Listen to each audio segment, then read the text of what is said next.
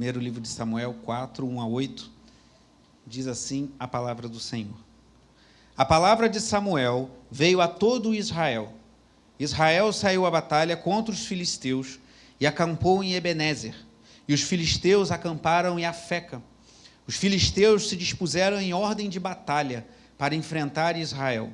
E quando a guerra começou, Israel foi derrotado pelos filisteus, que mataram no campo aberto cerca de 4.000 homens.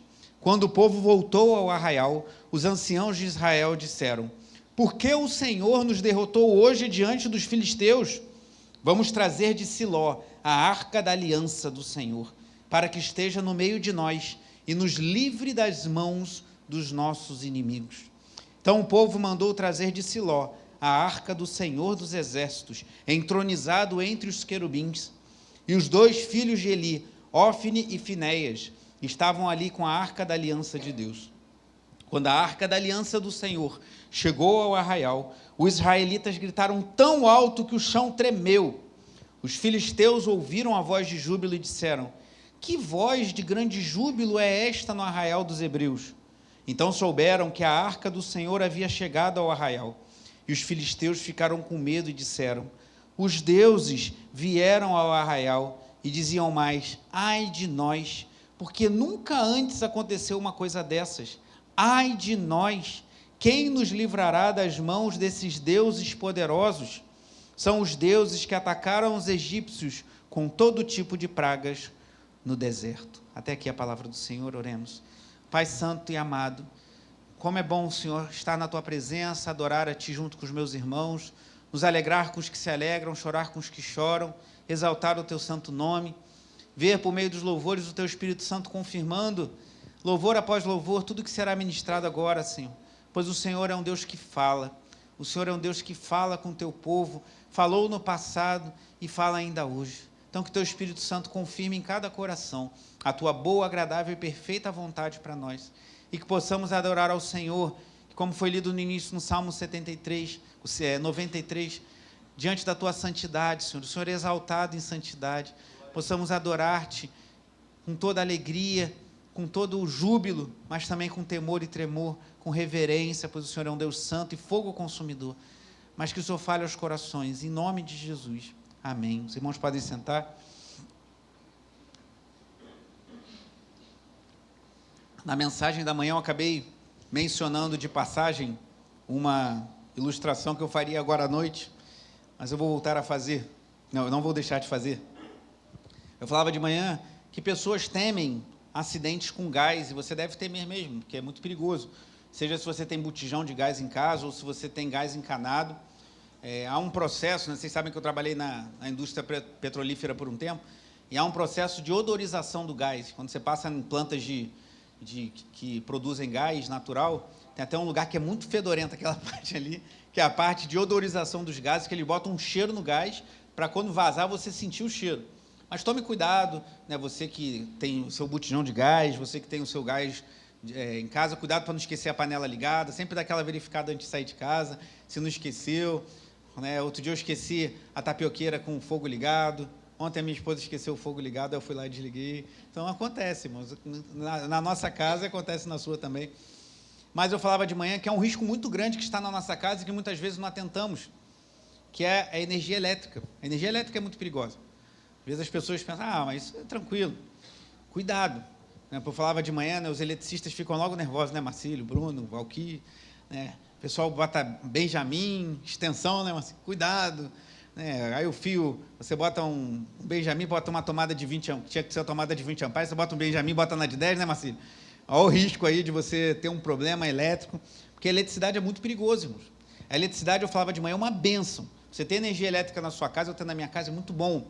Se você tem uma máquina de lavar roupa, você é um bem-aventurado de poder ligar a sua máquina de lavar roupa. Imagina ter que lavar todas aquelas roupas na mão, né? Se você não tem, mas pretende comprar uma, e você vai poder comprar e colocar lá, é porque você tem energia elétrica em casa, ou você tem uma geladeira, irmãos. As coisas começam a se tornar comuns, a gente perde de vista. Uma geladeira é uma grande bênção, e a sua geladeira, a minha geladeira, só funciona porque tem energia elétrica em casa. Então, a energia elétrica é uma bênção, mas é um risco muito grande. E por que eu tenho falado isso? Não só para você tomar cuidado com os aparelhos elétricos na sua casa, tiver que mudar os disjuntores, se estiver muito antigo, se tiver um disjuntor falhando, tome qualquer coisa, procure os especialistas aí. Mas porque, de semelhante forma, irmãos, nós cristãos, assim como é perigoso você ter energia elétrica dentro de casa, e você deve tomar os cuidados para não tomar um choque ou acontecer até algo mais grave, estar na presença de Deus traz riscos. Convivermos com Deus é uma bênção, um privilégio, mas também traz a nós riscos, e um deles é de nos acostumarmos com a presença de Deus. Domingo após domingo estamos na igreja, isso é bom, eu te estimulo a estar nas atividades da igreja que temos tido, tivemos o culto de jejum ontem, e eu soube que foi uma bênção, não pude estar, mas soube que foi um tempo muito precioso, eu tenho procurado estar pelo menos em um dos cultos de consagração por mês, eu quero estimular especialmente os trabalhadores a que você separe ao menos um dos sábados do mês para estar na igreja, buscando a Deus em oração, se puder nos dois, melhor ainda, estar as mulheres na quinta-feira, homem, faça como a Úrsula conclamava, faça como eu tenho estimulado as irmãs a fazerem, fala para a tua esposa, ó, pode ir na reunião de mulheres, que hoje eu seguro as pontas, eu dou comida para as crianças, eu arrumo a casa, você vai chegar, vai estar tudo, a casa não vai estar incendiada, o mundo não vai acabar, você vai conseguir, então estimule a sua esposa, sua filha, sua sobrinha a estar aqui na quinta-feira, mas venha também na terça-feira na nossa reunião de oração, eu tenho estimulado os irmãos a estarem aqui, temos tido pessoas aqui orando, buscando a Deus, tudo isso é muito bom, mas há um risco, irmão, de nós nos acostumarmos, porque semana após semana estamos na igreja, já sabemos mais ou menos como é que o pastor prega, como é que o irmão ministra louvor, como é que o outro toca, como é que a pessoa que está na recepção recebe, um recebe abrindo um sorrisão mais alegre, tipo a Meire, assim, né, cadê o Nilson?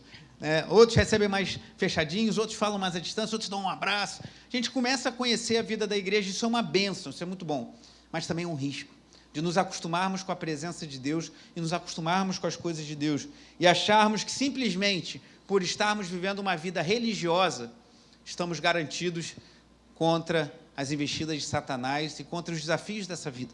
O texto que nós lemos mostra que o povo caiu num erro muito semelhante a esse. O povo se acostumou, entre aspas, com a energia elétrica e desprezou os riscos que ela trazia, se acostumou a estar na presença de Deus e não percebeu o risco que eles estavam correndo. É isso que nós veremos agora nesse texto de 1 Samuel capítulo 4. Esse texto, irmãos, eu sei que eu falo isso de vários livros da Bíblia, mas vou continuar falando. Esse livro de 1 Samuel foi um dos primeiros livros a me fascinar nas Escrituras. Logo no início da minha caminhada, eu li os Evangelhos, depois li outros textos da Bíblia, e um dos livros que mais me cativou o coração foi o primeiro livro de Samuel, que é um livro que mostra como Deus é soberano, como Deus é exaltado, como cantamos aqui essa noite, né, o Salmo 99, reina o Senhor, tremam os povos, ele está entronizado acima dos querubins, a arca do Senhor tinha 2 querubins que as suas asas encostavam assim, esculpidos em cima da tampa da arca, e a presença de Deus se manifestava ali. Então, o livro de Samuel mostra como Deus inverte, e eu acho isso fascinante, a nossa cabeça que é tão programada, tudo assim certinho, e Deus pega um sacerdote que estava lá estabelecido, que é Eli, e um menino que é Samuel, e Eli não ouvia mais a voz de Deus, a palavra de Deus era rara, as visões também, e aquele pequeno jovem Samuel ouve Deus o chamar e nem sabe que é Deus, ele fala, o Senhor me chamou, Eli, capítulo 3, e Eli volta, não te chamei, aí Samuel vem de novo, aí ele fala assim, fala comigo, Senhor, e Deus fala, né? E Deus fala com Samuel, então a gente vê o pequeno sendo exaltado diante do sacerdote, depois você vê Saul, aquele homem forte, grande e cheio de habilidades, pecando contra Deus, sendo substituído por um pastor de ovelhas que nem estava na casa do pai, quando Samuel foi lá ungí-lo rei, tiveram que chamar ele no campo, que é Davi, vemos Davi, o pequeno jovem ali, que já tinha lutado com o leão e com o urso, derrotando o gigante Golias, 1 Samuel capítulo 17, depois vemos Davi tendo problemas também com seus filhos, e a gente vê ali como Samuel mostra que o Senhor é soberano, e que ele por vezes abate o exaltado e exalta o pequeno. E dentro desse livro maravilhoso, que é o primeiro livro de Samuel, apaixonante, fascinante, há esse relato no capítulo 4. E aqui eu queria chamar a atenção no texto que lemos, para uma situação que tinha tudo para dar certo. O texto que nós lemos, você vê claramente que estava tudo configurado, tudo desenhado para Israel ter uma grande vitória. Israel ter uma grande vitória numa batalha, mais uma, contra os filisteus. Você lembra, eu preguei recentemente sobre o livro de Juízes, e quando fala de Sansão, que o povo ali ficou 40 anos sob o jugo dos filisteus, e Sansão, na sua morte, matou mais filisteus do que em vida, mas os filisteus continuaram sendo um problema para Israel, e aqui eles têm uma batalha, e está tudo configurado para Israel ter uma grande vitória. Então, o primeiro ponto que eu queria chamar a nossa atenção, tudo para dar certo. Volte ao texto comigo, aqui no versículo 2, diz assim, os filisteus, 1 Samuel 4:2, os filisteus se dispuseram em ordem de batalha para enfrentar Israel. E quando a guerra começou, Israel foi o quê? Derrotado pelos filisteus, que mataram no campo aberto cerca de... Guarde esse número, por gentileza. 4.000 homens israelitas foram mortos nessa guerra contra os filisteus. Versículo 3. Quando o povo voltou ao arraial, os anciãos de Israel disseram, por que o Senhor nos derrotou hoje diante dos filisteus? Vamos trazer de Siló a arca da aliança do Senhor, para que esteja no meio de nós e nos livre das mãos dos nossos inimigos. Então o povo mandou trazer de Siló a arca do Senhor dos exércitos, entronizado entre os querubins, e os 2 filhos de Eli, Ofni e Finéias, estavam ali com a arca da aliança de Deus. A arca da aliança, irmãos, ela era muito significativa no contexto do Antigo Testamento. Ela representava a presença de Deus. Deus se manifestava entre os querubins. Por isso que nós cantamos, ele está entronizado acima dos querubins, cantando aqui o Salmo 99, como fizemos há pouco. Então, a Arca da Aliança representava a presença de Deus. Eles foram derrotados. 4.000 israelitas morreram naquela batalha contra os filisteus. Eles voltaram e falaram, não, vamos fazer o seguinte, vamos trazer a arca, vamos trazer os sacerdotes e vamos para a guerra. E olha o que aconteceu, isso parece uma... Eu queria que você tentasse vislumbrar como se fosse um filme, esses filmes épicos de guerra, de grandes batalhas. Tenta visualizar isso enquanto eu leio o versículo 5. Quando a arca da aliança do Senhor chegou ao arraial, os israelitas gritaram tão alto que o chão tremeu. Então tenta imaginar um povo preparado para a batalha, com sangue nos olhos, com raiva, porque tinha perdido 4.000 israelitas contra os filisteus, e eles estão preparados para a guerra, estão no arraial, e daqui a pouco vem vindo lá Ofni e Finéias, filhos do sacerdote Eli, que serviam também como sacerdote, e a arca da aliança do Senhor, e eles vêm vindo. E os israelitas estão lá. Tenta imaginar essa cena num campo aberto. Eu não sei se essa batalha também foi em Ebenezer, que é onde foi a batalha anterior, que significa até aqui nos ajudou o Senhor. Nós talvez tenham pensado, agora Deus vai nos ajudar, a arca está vindo, os sacerdotes, e eles jubilaram tanto. Um pouquinho, talvez, como nós cantamos com tanta alegria essa noite, isso é muito bom, irmãos, ouvir a igreja cantando com alegria, celebrando ao Senhor, mas imagina um exército, milhares e milhares de israelitas, vendo a arca chegando, vendo os sacerdotes se rejubilando e louvando, e tanto que o chão tremia, irmãos. É o que nós lemos aqui, o chão tremeu de tanto vigor, de tanta alegria, de tanto júbilo que havia no arraial do povo de Deus. E os filisteus, como ficaram? Versículo 6. Os filisteus ouviram a voz do júbilo e disseram, que voz de grande júbilo é esta no arraial dos hebreus? Então eles souberam. Souberam o quê? Que a arca do Senhor havia chegado ao arraial, a presença do Eterno, a presença de Yahweh, de Yahvé, o Deus Todo-Poderoso, chegou ao arraial do povo de Deus. E os filisteus, versículo 7, ficaram com... Os inimigos ficaram com medo.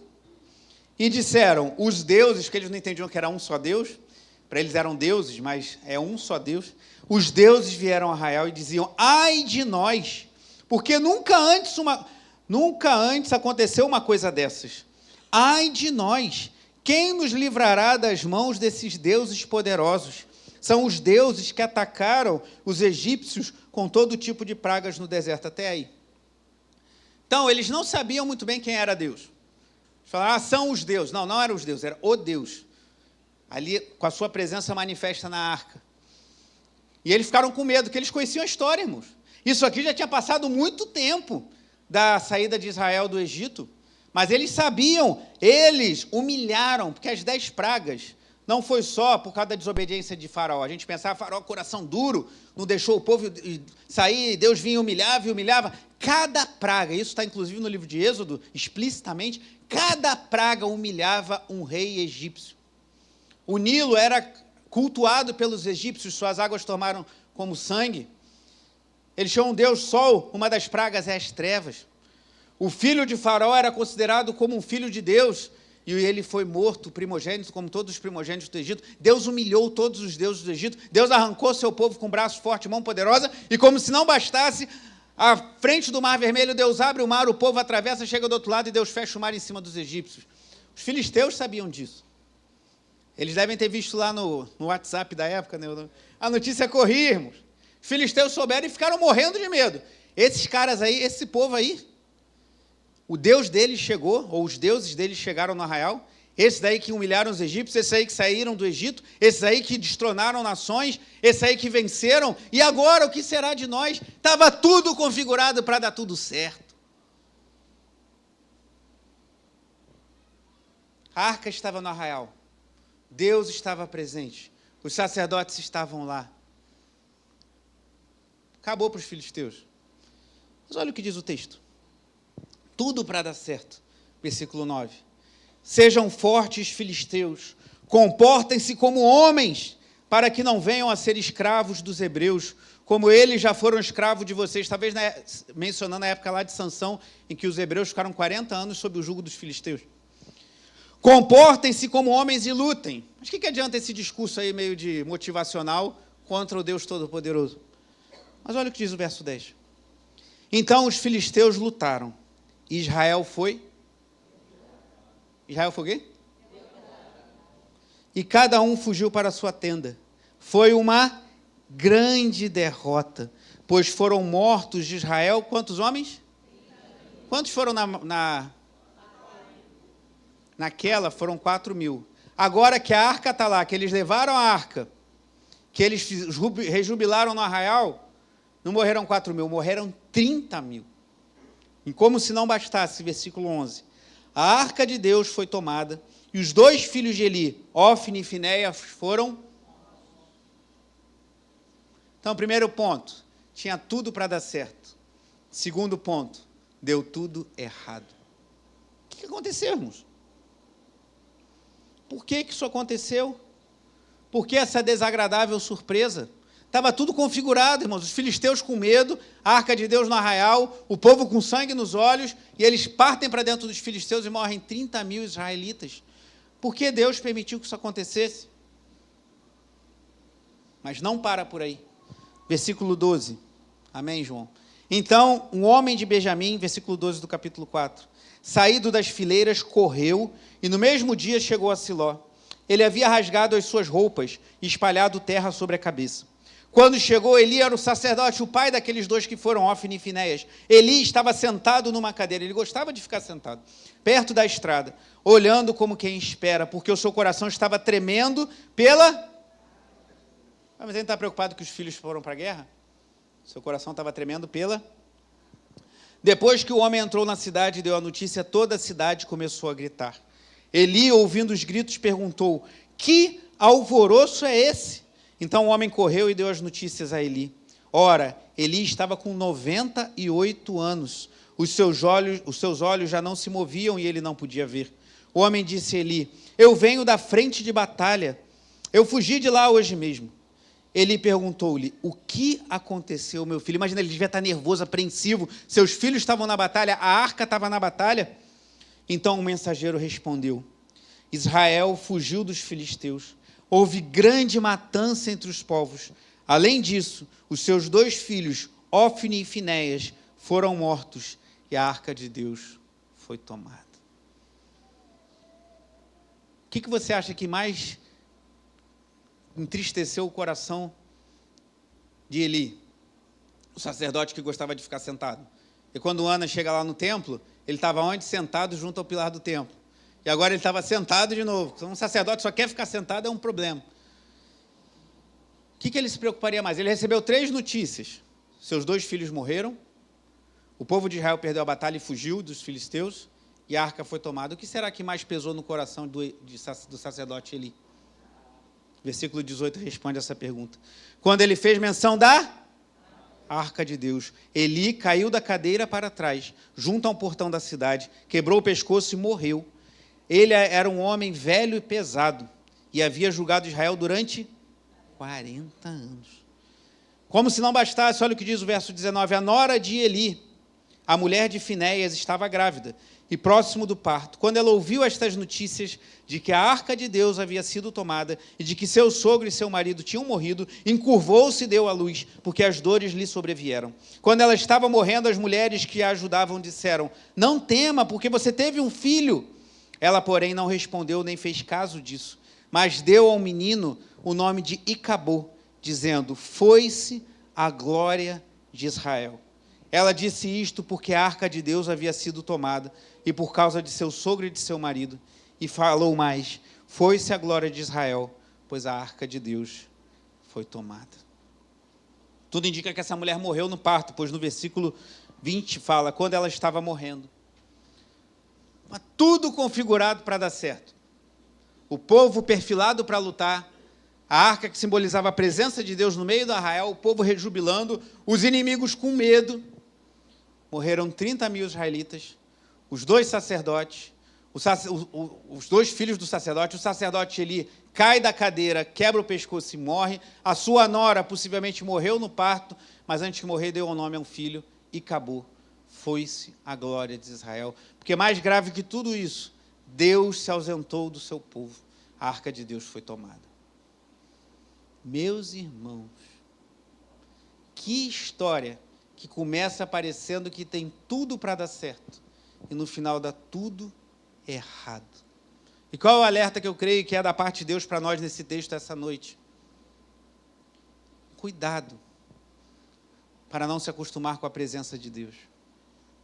A arca está aqui. A presença do Senhor está entre nós. Vai dar tudo certo. Rejubile, pule, cante. Deu tudo errado. Mas por que deu tudo errado? Por que Deus permitiu que isso acontecesse?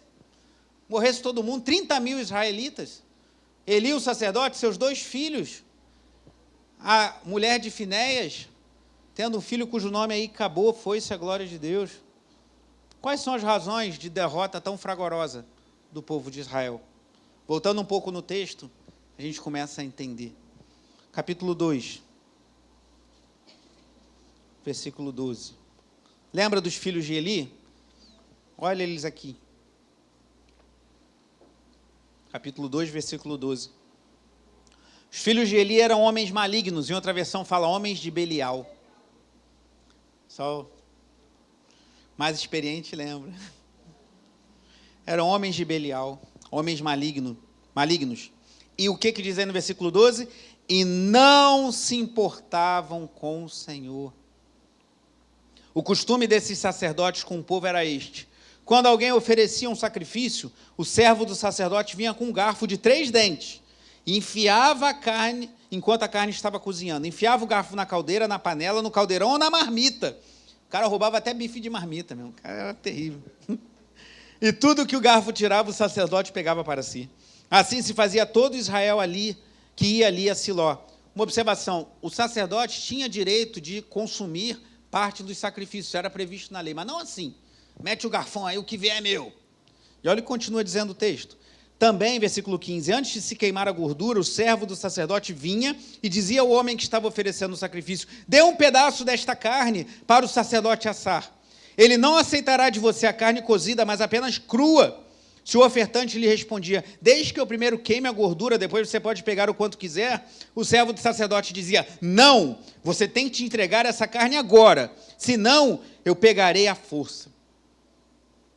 Sacerdote roubava aquilo que o povo trazia para oferecer a Deus, irmãos. E ainda falava: se você não me der, eu vou tomar a força. Mas será que Deus não estava vendo? O versículo 17 responde essa pergunta.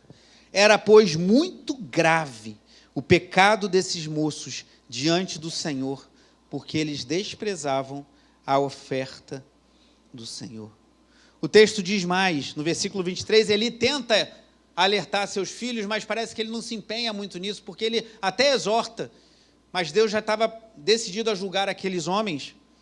E olha o que diz o verso 23. E disse-lhes: por que vocês fazem essas coisas? Pois de todo este povo ouço constantemente falar das coisas mais que vocês fazem. Versículo 24. Não, meus filhos, porque não é boa fama esta que ouço. Vocês estão levando o povo do Senhor a transgredir. Se um homem pecar contra o seu próximo, Deus será o árbitro, mas se ele pecar contra o Senhor, quem intercederá por ele? Mas eles não ouviam a voz de seu pai, porque o Senhor os queria matar. Meu Deus. Eles não ouviam a repreensão, porque eles já estavam debaixo do juízo de Deus. Faltou ler um versículo, me perdoe, mas volte para o 22. Como se não bastasse roubar as ofertas, meter o garfo e ameaçar quem quisesse não atender ao que eles queriam. Versículo 22 diz algo mais muito grave. Ele já era muito velho e ouvia tudo que seus filhos faziam a todo Israel e de como se deitavam com as mulheres que serviam à porta da tenda do encontro. Os caras roubavam a oferta dos outros, ameaçavam o povo que ia ofertar lá em Siló e ainda se deitavam com as mulheres que estavam ali servindo. Esses eram os sacerdotes Ofni e Finéias, filhos do cansado Eli, que, embora já estivesse com uma idade avançada, só aparece sentado em algum lugar na Bíblia. Pesado. Ele era pesado, nós lemos aqui. E o que acontece quando os sacerdotes agem assim? O capítulo 3, versículo 1 nos revela. 3:1. O menino Samuel servia o Senhor diante de Eli. Preste bem atenção no que diz o texto agora. Naqueles dias, a palavra do Senhor era muito rara. As visões não eram frequentes. Quando o sacerdote só vive sentado, quando aqueles que deveriam servir a Deus só estão roubando o povo, pegando a carne para si e querendo se dar bem, e ainda ameaçando o povo, como muitos líderes fazem hoje. Eu não sei, irmãos, não posso, digo eu, não o Senhor, mas está tendo um movimento em algumas igrejas que até podem ter iniciado com boa intenção. Está acontecendo isso agora no nosso país, até mesmo na nossa cidade do Rio de Janeiro. Igrejas que até começaram com boa intenção, mas talvez com pouca estrutura, de escândalos e coisas surgindo que você deve estar sabendo. Não estiver sabendo, não precisa procurar saber, não. Mas, se procurar, é público. Não estou falando nada que é oculto. E há um cheiro, na minha opinião, de juízo da parte de Deus. Digo eu, não o Senhor. Porque se há homens... E eu falo isso com muito temor, irmãos, porque hoje eu estou numa posição de liderança na igreja. E se você acha que isso é pesado para você, se eu estou botando uma faca no teu pescoço, estou botando a espada no meu. Homens têm se aproveitado da boa vontade do povo. Homens ditos de Deus, ou até de Deus, que estão fora do eixo. No caso, Eli, os filhos de Eli eram de Belial mesmo. Têm se aproveitado da boa vontade do povo. Têm se fartado a partir do sacrifício do povo de Deus. Tem metido o garfo e roubado e ainda ameaçado. Eu sou homem de Deus, se você não fizer o que eu estou falando, você vai ver só. Eu vou tomar a força. Tem se envolvido com relações sexuais ilícitas. E pode ser que o juízo não chegue imediatamente, mas uma hora chega. E eu creio que está chegando. Pelo menos em alguns arraiais.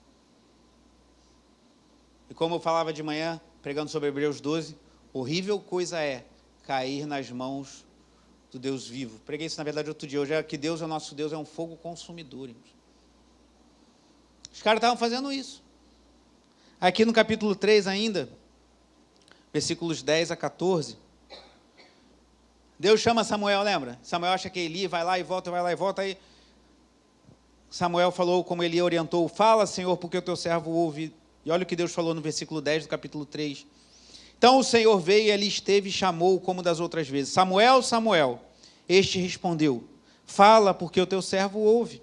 E o Senhor disse a Samuel, eis que vou fazer uma coisa tal em Israel, que todos os que a ouvirem ficarão com os dois ouvidos tinindo. Naquele dia farei contra Eli tudo o que eu disse a respeito da casa dele, do começo ao fim, porque eu já disse a ele que julgarei a sua casa para sempre, pela iniquidade que ele bem conhecia, porque os seus filhos trouxeram maldição sobre si e eles não os repreendeu. Portanto, jurei à casa de Eli que a sua iniquidade nunca será expiada, nem com sacrifício, nem com ofertas de cereais. Quem promoveu aquela derrota foi o Senhor.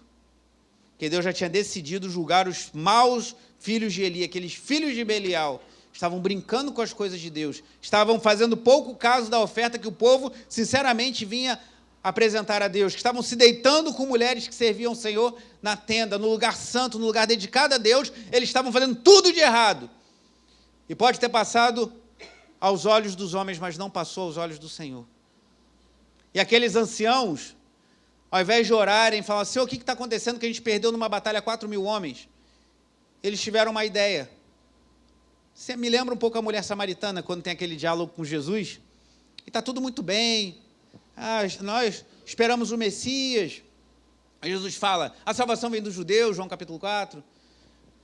Chegou a hora que os verdadeiros adoradores adorarão em espírito e em verdade, e está tudo começando bem, a mulher começa a perceber que Jesus era um profeta, depois descobre que ele é o Messias, mas ali no meio da conversa, Jesus fala assim, chama seu marido e vem. Ela fala, eu não tenho marido? Ele fala, é verdade, não tem marido, já tivesse 5, esse que está contigo não é marido. Qual é a resposta da mulher a Jesus depois dessa fala? Senhor, nós, os samaritanos, adoramos no Monte Gerizim. Os judeus dizem que é em Jerusalém que se deve adorar. Jesus denunciou o pecado daquela mulher. Você tem um monte de homem. Já teve vários, esse que está contigo não é teu homem, não é teu marido. Como é que ela quis resolver? Com religião, irmãos. Senhor, em outras palavras, isso eu estou conjecturando, mas eu acho que é bem plausível extrair isso do texto de João capítulo 4. A mulher samaritana, Senhor, deixa a minha vida aí, só me diz como é que eu tenho que adorar a Deus do jeito certo, que Ele vai se agradar, mas não mexe na minha vida não, me deixa lá com os meus homens, e só me diz se eu tenho que adorar no Monte Gerizim dos samaritanos ou no Monte Sião, como fazem os judeus. Isso não funciona. Não podemos separar a vida que levamos do culto que prestamos. Isso não funciona para Deus. Não adianta, irmãos, estar no Monte Gerizim, no Monte Ebal, no Monte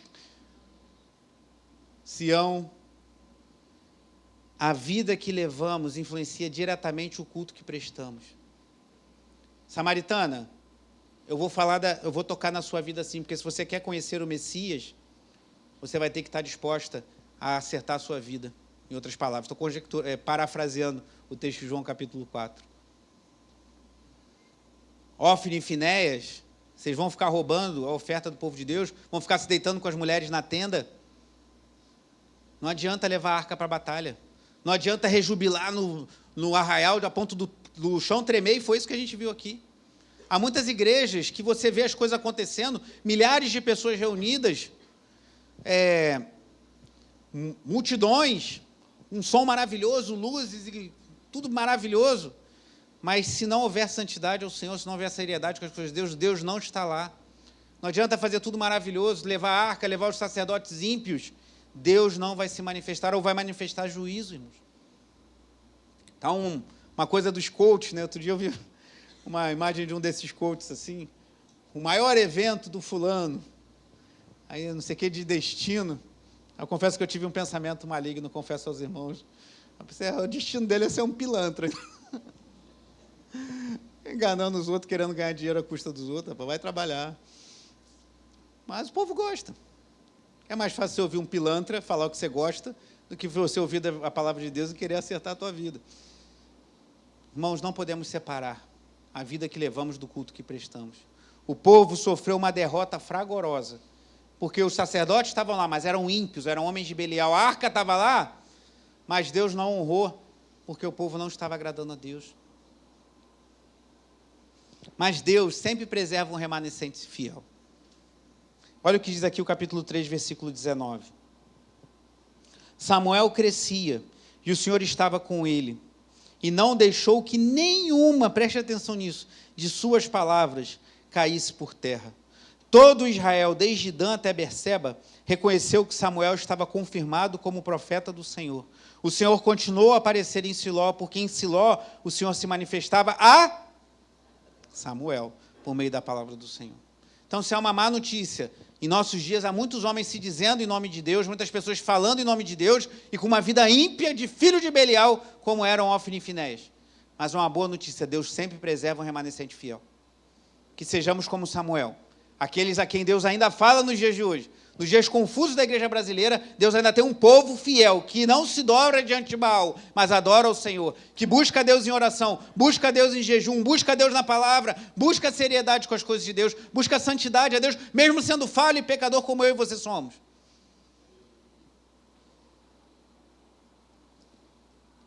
Irmãos, eu podia parar a terminar a pregação aqui, mas eu preciso falar uma coisa. Por isso que eu digo, o livro de Samuel é muito fascinante. O que aconteceu depois disso? Já entendi. Ofni e Finéias, ímpios. Foi lá para o arraial com a arca, não adiantou nada. Não adianta levar a arca, não adianta botar para atuar, não adianta subir escada de joelho, não adianta adorar no Monte Gerizim, não adianta se a vida estiver torta, não adianta querer aceitar a vida, as bênçãos do Senhor e ter vitórias no nome dele, que isso não funciona com Deus. Fragorosa derrota do povo de Deus, a arca foi parar lá no território dos filisteus. E agora? A arca está lá na Filístia, está lá no meio daquele povo incircunciso ímpio. Está lá a arca de Deus, não tem sacerdote, não tem ninguém que cultue a Deus. A arca está lá, mas o povo não está lá. A arca, Israel, toda a nação é muito marcada pelo idioma, pela terra e pelas suas leis. Israel tinha uma terra, Canaã. Israel tinha uma língua, o hebraico. Israel tinha a lei de Deus. A arca não estava em Canaã, não estava em Jerusalém, a arca estava na Filístia. A arca não estava sendo conduzida por pessoas que falavam o hebraico, a língua do povo de Deus, mas por um outro povo que não conhecia Deus. A arca não estava na terra, não estava junto com o povo de Deus, a arca estava lá sozinha. E sabe o que acontece? O capítulo 5 nos revela. E aí que eu vejo como o nosso Deus é fascinante. Isso ardeu no meu coração, irmãos, é muito... Vamos usar uma gíria bem carioca, é muito maneiro isso, né? Capítulo 5. Os filisteus tomaram a arca de Deus e as levaram de Ebenezer, que significa até aqui nos ajudou o Senhor, a Asdod, uma das 5 capitais lá da Pentápolis Filisteia. São 5 cidades importantes na Filístia. Os filisteus tomaram a arca de Deus e colocaram no templo de Dagon, o deus filisteu, ao lado da imagem de Dagon. Quando os moradores de Asdod se levantaram de madrugada, no dia seguinte, eis que Dagon estava o quê? Caído, irmãos, com o rosto em terra, diante da arca do Senhor. Eles pegaram a imagem de Dagon e a puseram de volta em seu lugar. Talvez tenham pensado assim, será que na hora que a gente botou a arca, a gente esbarrou na imagem e não viu que a imagem caiu? Vai que, né? Estou conjecturando assim, vai ver que a gente esbarrou assim, e aí caiu a imagem. Pô, vamos botar a imagem no lugar direitinho, e a arca está aqui, e vamos para casa. Versículo 4. Levantando-se de madrugada no dia seguinte, pela manhã, eis que Dagon estava caído de bruços, diante da arca do Senhor. Só que agora aconteceu um negócio que não dá para ser acidente, irmãos. A cabeça de Dagon e as 2 mãos estavam cortadas. Como é que um acidente corta a cabeça e 2 mãos de uma estátua? E mais, e se encontravam na soleira da porta. Apenas o tronco dele estava inteiro. Por isso os sacerdotes de Dagon, todos os que entram no seu templo em Asdod, não pisam na soleira da porta até o dia de hoje. Aí eles viram, opa, como é que uma estátua cai e corta a cabeça, as 2 mãos, e ainda bota na soleira da porta? Algo aconteceu. Os sacerdotes não estavam lá. O povo de Deus não estava lá. A língua de Yahvé não era falada lá. Não era a terra, mas Deus estava lá, irmãos. Eu aprendo algo tremendo. O nosso Deus, ele não é domesticável. O nosso Deus, nós não conseguimos controlar. Eles estavam na terra do povo de Deus, eles estavam com os sacerdotes do povo de Deus, eles estavam com o povo levando a arca, estava todo mundo rejubilando, e Deus não agiu. Deus deixou eles serem derrotados. Agora a arca estava no templo de Dagon, na Filístia, com homens filisteus conduzindo aquilo tudo, e Deus humilha a imagem de Dagon, mostrando que ele é o Deus único verdadeiro, e para ele não há limite de terra, de lugar, de nada. Onde Deus está, ele estabelece o que ele quer, porque ele é Deus. Ele é o Senhor. Não precisa de sacerdote. Sinto te informar isso, irmãos, mas Deus não precisa de você. E também não precisa de mim. Ele é Deus. Ele vai lá no templo de Dagon e ele destrói sozinho. Daniel capítulo 2, quando Daniel tem a revelação da estátua, que Nabucodonosor sonha, no final fala que uma pedra sem auxílio de mãos humanas é retirada e destrói todos os impérios, desde o babilônico, passando pelo Medo-Persa, até o Império Romano, sem auxílio de mãos humanas. Deus age, irmãos. Deus é poderoso, Deus faz, Ele é um Deus ativo, Ele não depende de nós, Ele não precisa que eu monte a arca, Ele não precisa que eu faça os meus patuais evangélicos para que Ele age porque Ele é Deus. porque Ele é poderoso, porque Ele é o glorioso, Ele tem poder. Então pode botar a arca dentro do templo de Dagom, que Deus humilha os outros deuses, mesmo que não tenha um judeu lá. Que Ele é Deus. Esse é o Deus que nós servimos. E aí você continua a leitura no capítulo 5, você vai ver que Deus começa a executar juízo lá na cidade dos filisteus. Tinha ninguém, irmãos. Samuel não estava lá. Ainda não é os dias de Elias, os dias de Davi, os dias de... Não tinha ninguém, irmãos. Deus não precisa de ninguém.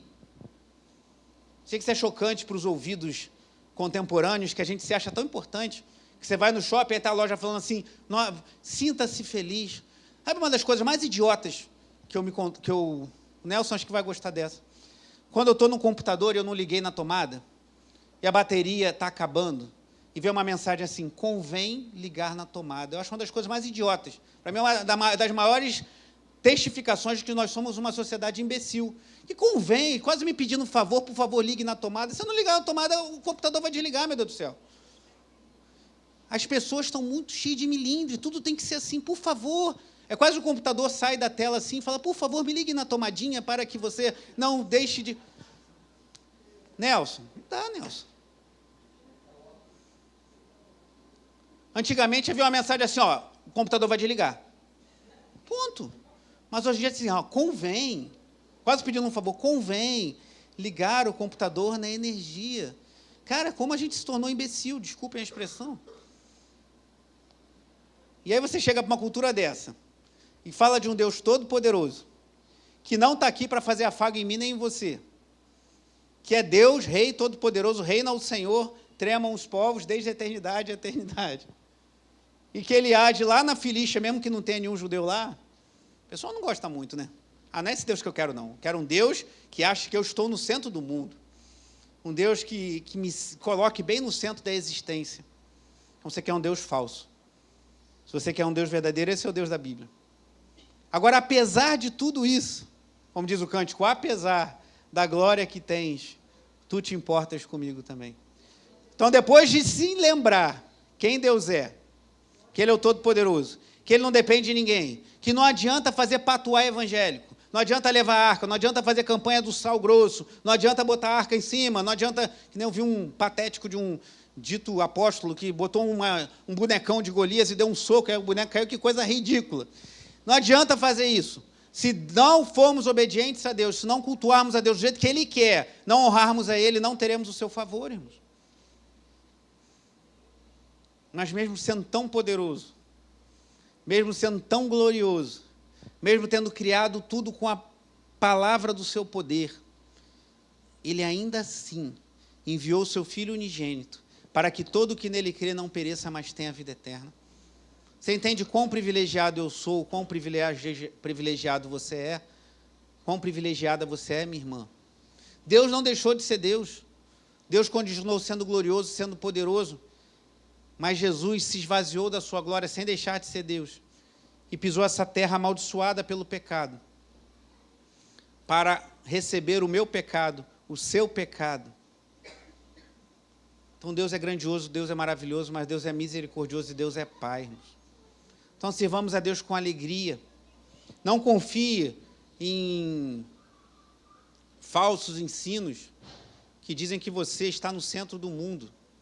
Não confie em mestres que dizem que você é o que há de mais importante no centro da terra, porque isso não é verdade. Nem eu, nem você. O ser mais importante do universo, o Criador de todas as coisas. Ele é todo poderoso, mas Ele nos amou a ponto de Jesus falar que não cai um fio de cabelo da nossa cabeça sem que Ele o saiba. Olhai os lírios dos campos e os pássaros dos céus, não semeiam nem ceifam, mas Deus cuida deles, irmãos. Deus está cuidando do João, fica tranquilo. O Senhor cuida de nós. O Senhor tem cuidado dos nossos. Creia no Senhor, confie no Senhor, espere no Senhor. Ele é poderoso para nos salvar. Ele é poderoso para nos sustentar. Esse Deus que é tão glorioso deve ser servido com reverência e temor, irmãos. Que não adianta tentarmos dobrar o braço de Deus. Não, mas só aprender, se eu for para o arraial com a arca, se tiver os sacerdotes ali, a gente vai ter vitória. Não é assim que funciona. O nosso Deus, Ele precisa ser adorado em santidade, com temor, com reverência, com humildade, porque todos somos pecadores, irmãos. E é igual eu falei no início da energia elétrica. Pega um cabo de alta tensão, não faça isso, mas se você botar a mão, você não vai poder depois contar como foi. Ele é todo poderoso, ele tem todo o poder, mas ainda assim ele vem, vez após vez, por sua misericórdia e graça, falar comigo, falar com você, nos despertar e falar, cuidado com o pecado, cuidado com as coisas que fazem a gente se afastar do Senhor, cuidado com os filhos de Belial, não brinque com as coisas de Deus, não se acostume com a igreja, venha para a igreja, esteja aqui, que bênção estarmos juntos aqui essa noite, mas cuidado para não se acostumar com a religiosidade, que a religiosidade faz nos achar que a gente pode domar um Deus indomável, que a gente pode domesticar um Deus que é maior do que todas as coisas. Ninguém controla ele, irmãos. Ele é o Senhor. E aqui nós vemos que Deus honrou Israel depois de muitas maneiras. Deus foi exaltado, Deus foi glorificado. E assim é na nossa vida também quando a gente se rende a Ele. Algumas aplicações. Religiosidade sem santidade não garante nada, irmãos. Não adianta ter uma vida religiosa sem santidade ao Senhor. Não estou falando perfeição, porque eu seria o primeiro a estar fora desse pacote. Todos somos imperfeitos, mas busque a santidade sem a qual ninguém verá o Senhor, como eu pregava de manhã em Hebreus 12. Religiosidade não garante nada. Integridade. Seja íntegro, mesmo que você habite junto a filhos de Belial. Mesmo que seu colega do lado seja um Ofni e um Finéias, Samuel permaneceu íntegro diante de Deus e Deus o honrou. E terceiro, entenda que nós servimos a um Deus soberano, que vai cumprir os seus propósitos. Seus propósitos não serão frustrados, independentemente das ações humanas. Então, cuidado com a religiosidade. Ela não cobre os nossos pecados. Só o que cobre os nossos pecados é o sangue do justo Jesus Cristo. Tenha integridade, mesmo que você esteja convivendo no meio de filhos de Belial. E entenda que Deus é soberano. Ele é o Senhor. E Ele é poderoso para nos cuidar, para nos direcionar para a glória do seu nome. Vamos orar. Feche seus olhos, curve sua cabeça.